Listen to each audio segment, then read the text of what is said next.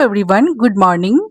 आज के इस वीडियो लेक्चर में हम लोग बात करेंगे सेली की एक इम्पॉर्टेंट वर्क जिसका नाम है प्रोमीथियस अनबाउंड।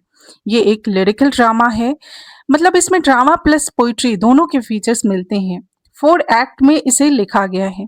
ओरिजिन की बात करें तो इसका आधार है ग्रीक माइथोलॉजी और एस्किलस का प्ले प्रोमीथियस बाउंड।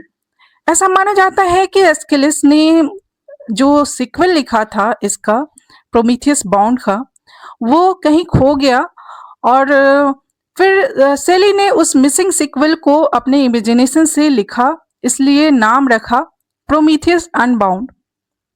प्रोमीथियस एक टाइटन था जिसने इंसानों को फायर दी। ज्यूस, जिसको सेली ने यहाँ जुपिटर कहा है अपने वर्क में, ने उसे प्रोमीथियस को पनिश किया। उसे कैकसिस माउंटेन पर रॉक से बांध दिया गया और हर दिन एक ईगल उसका लीवर नोचता था। रात होते ही उसका लीवर जो है वो फिर से उग आता था ताकि अगले दिन फिर वही जो यातना है उसके साथ दोहराई जाए। तो सोचिए कितना वो पेनफुल था, यानी उसकी सजा कभी खत्म नहीं होने वाली थी। सेली ने ये स्पष्ट संख्या नहीं बताई कि कितने साल हुए ये सब चलते हुए, लेकिन ये संकेत दिया कि प्रोमीथियस बहुत युगों से उस पहाड़ी पे बंधा हुआ है और सफरिंग झेल रहा था। सेली ने इसी मिथ को ह्यूमन फ्रीडम और रेवोल्यूशन की कहानी बना दिया। इसमें फीचर्स की बात करें तो पोएटिक लैंग्वेज की बात करें तो पूरा प्ले वर्स में लिखा गया है, फुल ऑफ इमेजरी, इमोशन और लिरिकल ब्यूटी। क्लोजेड ड्रामा है, स्टेज के लिए नहीं बल्कि केवल पढ़ने के लिए लिखा गया है। ये एक Greek tragedy plus lyrical poetry का कॉम्बिनेशन है। मेन कैरेक्टर्स की बात करें तो प्रोमीथियस है जो कि ह्यूमैनिटी का हीरो है, नॉलेज एंड रिबिलियन का सिंबल है। जुपिटर जो कि ज्यूस है, टिरनी और ऑपरेशन का सिंबल है। एशिया जो लव फ्रीडम का सिंबल है, एशिया प्रोमीथियस के बिलवड है। पैंथिया एंड आयोन एशिया की सिस्टर्स है जो उसके साथ उसके हेल्प करती हैं। मरकरी गॉड्स का मैसेंजर है। हरक्यूज जो कि एंड में प्रोमीथियस को फ्री करता है। और भी स्पिरिट्स हैं जैसे अर्थ स्पिरिट्स, डेमोगॉर्गन, ये नेचर और कॉस्मिक पावर के सिंबॉलिक कैरेक्टर्स हैं। तो चलिए हम लोग इस वर्क को अच्छे से पढ़ते हैं, बहुत ही इंटरेस्टिंग होने वाला है। तो चलिए शुरू करते हैं। एक्ट 1 की शुरुआत होती है इंडियन कैकेसिस माउंटेन पे, जहाँ पे जुपिटर ने प्रोमीथियस को पहाड़ियों पे बांध दिया है और रात में सी निम्फ्स पैंथिया और आयान जो कि ओशियन की बेटियां हैं और प्रोमीथियस की वाइफ एशिया की सिस्टर्स हैं, वो माउंटेन साइड से प्रोमीथियस की देखभाल करती हैं। शुरुआत होती है प्रोमीथियस की एक लॉन्ग मोनोलॉग से, जहाँ पे वो अपने विद्रोही स्वर में जुपिटर को एड्रेस करता है और कहता है कि भले ही जुपिटर के पास पूरे वर्ल्ड पर सुप्रीम पावर है, लेकिन प्रोमीथियस उसे ईर्ष्या नहीं करता। वह माउंटेन पे जकड़े रहना पसंद करेगा बजाय इसके कि वह जुपिटर की तरह स्वर्ग में रूल करे और अन्याय करे। मतलब यहाँ पे प्रोमीथियस कहता है कि वो न्याय के साथ पनिशमेंट झेल सकता है लेकिन अन्याय के साथ रूल नहीं कर सकता। प्रोमीथियस याद करता है कि जब उसे पहली बार बांधा गया था तो उसने जुपिटर को एक श्राप दिया था, लेकिन अब वह जो श्राप है उसे भूल चुका है। उसको खुद को याद नहीं कि उसने क्या श्राप दिया था। वह नेचर के एलिमेंट्स जैसे हवा, पानी, धरती, आग से पूछता है कि उसे उसकी कही बात याद दिलाई जाए। तो एलिमेंट्स जो है नेचर के, वो कहते हैं कि ठीक है, हम लोग को याद है वो कर्स, लेकिन डर के कारण हम उसे दोहरा नहीं सकते। और तभी धरती जो है, अर्थ की आवाज आती है और वो कहती है कि वह उसकी मदर है, वो प्रोमीथियस की मदर है। और यहाँ पे अर्थ को पर्सनिफाइड किया गया है और अर्थ कहती है कि उसके जन्म से उसे बहुत खुशी हुई थी कि और मानवता को एक नई आशा मिली थी प्रोमीथियस के जन्म से, लेकिन उसके कैद होने के बाद से जो अर्थ है वो बहुत दुखी है और बीमार हो गई है। और अब वह पॉइजनस प्लांट, जहरीले पौधे उगाती है और हानिकारक धुएं छोड़ती है, जिनसे प्लेग और महामारी अकाल ने मानवता को घेर लिया है। आगे अर्थ जो है प्रोमीथियस को सजेशन देती है कि तुम्हें कर्स को अगर दोबारा से सुनना है तो तुम्हें फैंटेज्म ऑफ जुपिटर यानी जुपिटर की परछाई को छाया रूप में सैड वर्ल्ड से बुलाना चाहिए, क्योंकि धरती खुद डरती है कि अगर वह कर्स को दोहराएगी तो जुपिटर उसे पनिशमेंट देगा। फैंटेज्म ऑफ जुपिटर आता है, उसका रूप इतना भयानक होता है कि फैंथिया और आयोन जो कि निम्फ है और जो ओसियन की डॉटर है उसको देखकर सहम जाती हैं, क्योंकि वह असली जुपिटर जैसा ही लगता है। वह कर्स दोहराता है जिसमें जुपिटर कहता है कि वो कर्स जो प्रोमीथियस का कर्स है वो दोहराता है जिसमें प्रोमीथियस कहता है कि वह अकेला ऐसा बींग है जो जुपिटर के आगे कभी नहीं झुकेगा। वो जुपिटर से कहता है, वो जुपिटर को इनवाइट करता है कि चाहे कितना भी पनिशमेंट दे लो फिर भी प्रोमीथियस कभी उसकी पावर को रेस्पेक्ट नहीं करेगा। उस कर्स में प्रोमीथियस ये भी होप करता है कि जुपिटर की जो उसकी खुद की पावर है उसकी सफरिंग का कारण बनेगी और उसका ताज है जो उसके पिघल के उसकी सारी जो पावर है उसको पिघला देगी। मतलब इसमें प्रोमीथियस उसको कर्स देता है कि तुम कितना भी सुप्रीम पावर हो जाओ एक ना एक दिन तुम्हारा फॉल डाउन होगा, क्योंकि अन्याय का कभी भी सुप्रीम पावर नहीं हो सकता और उसको सजा जरूर मिलेगी।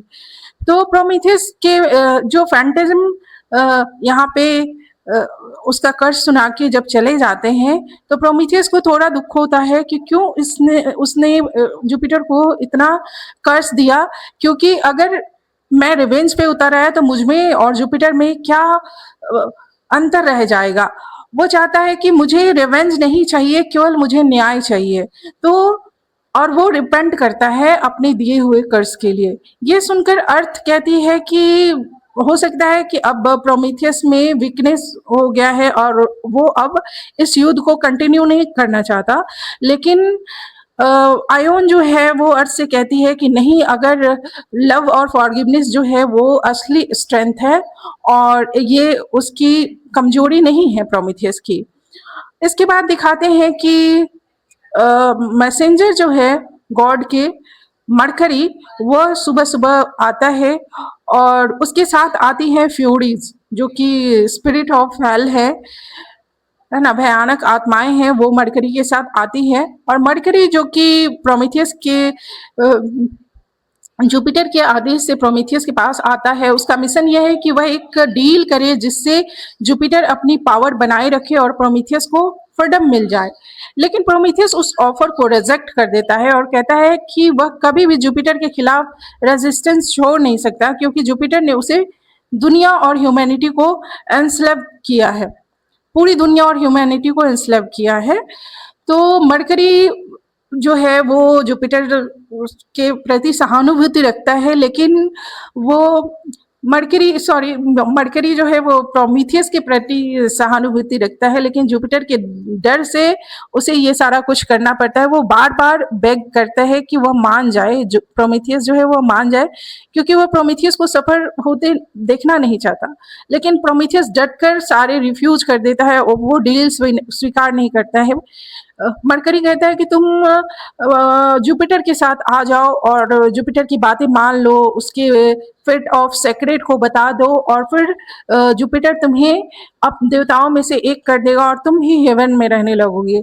लेकिन जो प्रोमीथियस है इस बात को रिफ्यूज कर देता है और कहता है कि तुम अपना काम करो और इन जो भयानक आत्माएं फ्यूरीज को तुम लेके आए हो उनको तुम छोड़ दो। तो फ्यूरीज जो है वो अब अटैक करती हैं प्रोमीथियस पे और उनको साइकोलॉजिकल टॉर्चर करती है। उसे कहती है कि तुमने मानवता को फियर दी, आग दी, फायर दिया, लेकिन अब वो उसका गलत इस्तेमाल कर रहे हैं और वो उसे गिल्ट फील कराने की कोशिश करती हैं कि तुमने जो किया वो गलत किया। तो यहाँ पे प्रोमीथियस को फिजिकल टॉर्चर तो दिया ही जा रहा था, लेकिन यहाँ पे वो साइकोलॉजिकल टॉर्चर देने की कोशिश करती हैं और तरह तरह से उसे तोड़ने की कोशिश करती हैं ताकि वो अपना जो ये रेजिस्टेंस है वो छोड़ दे।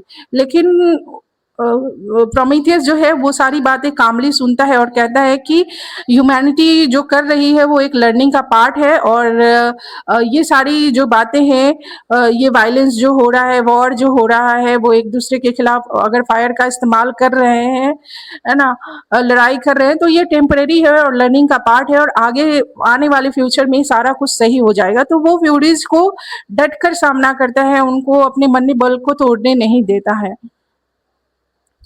ठीक है। इतना कुछ करने के बाद फ्यूरीज जो है वो गायब हो जाती हैं, वो देखती हैं कि अब ये उनको तोड़ नहीं पाएंगी, तो वो वहां से चली जाती है, और प्रोमीथियस कहता है कि उनकी टॉर्चर ने उसे और भी मजबूत बना दिया है। अब वह और दृढ़ है कि जुपिटर को वो ऐसे ही डिफाई करता रहेगा, क्योंकि उसने साफ देखा है कि जुपिटर के शासन में धरती पर कितने भयानक सफरिंग फैला हुआ है। इसके बाद अर्थ प्रोमेथियस को कंफर्ट देने के लिए गॉड ऑफ स्पिरिट का कंफर्ट देने के लिए गुड स्पिरिट्स का कोरस बुलाती है ना, कुछ कोरस बुलाती है जो अच्छे स्पिरिट्स हैं, और ये स्पिरिट्स प्रोफेसी करती हैं कि एक दिन प्रोमीथियस डेथ को भी हरा देगा और ह्यूमैनिटी के लिए एक नई होप लेके आएगा।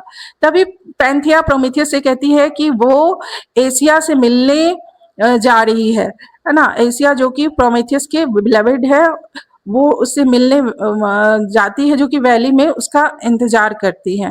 सुबह होते ही पैंथिया एशिया के पास पहुंचती है और कहती है कि वह देर से आई है क्योंकि उसे अजीब ड्रीम्स आ रहे थे। वह बताती है कि उसे अपने एक ड्रीम याद नहीं आ रहा है।